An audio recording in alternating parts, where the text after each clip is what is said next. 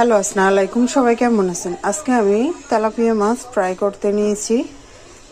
এখানে তেলাপিয়া মাছগুলো আমি ছোট ছোট করে কেটে নিয়েছি, যে মচমচে ভাজা হয়। আর এখানে নিয়েছি একটু আদা বাটা, হাফ চামচ মরিচ, হাফ চামচ লবণ, হাফ চামচ হলুদ। এখানে 2 পিস ছোট ছোট লেবু নিয়েছি, লেবুগুলো দিয়ে দিব। লেবুগুলো দিলে তেলাপিয়া মাছগুলো গন্ধ করে না, খেতে খুব সুস্বাদু লাগে। এখানে একটু আমি সয়া সস দিয়ে দিব, একটু শিয়ে দিব। সয়া সস আমি শেষ, বের করতে হবে। এখানে আমি একটু দিয়ে দিব টমেটো সস। এভাবে ভেজলে মাছগুলো ভাজা আমার মেয়ে আর আমার ছেলে খুব পছন্দ করে।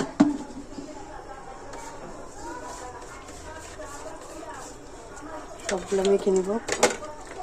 তখন তো আমার সময় নেই, মেখে একটু নর্মালে 10 মিনিট পরে ভাজলে মাছগুলো মাছ মশলা সব ভিতরে ঢুকে।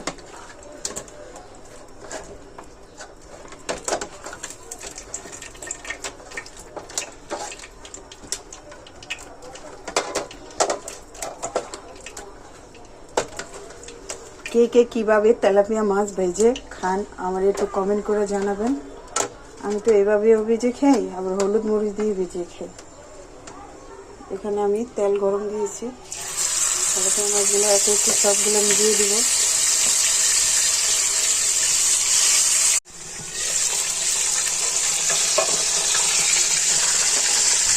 তেলাপিয়া মাছগুলো এপিট ওপিট করে ভেজে নিলাম, উল্টাই দিব।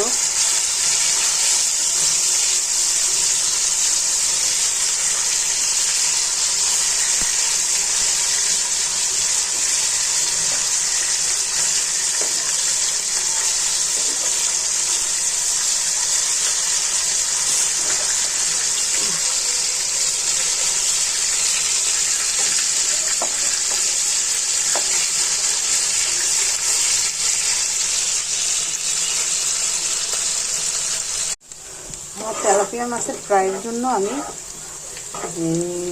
পেঁয়াজ আর কাঁচামরিচ বেরেস্তা করে নিলাম। এই যে আমার ফাইনালি তেলাপিয়া মাছগুলো ফ্রাই হয়ে গেছে। তারপরে উপরে দিলাম আমি।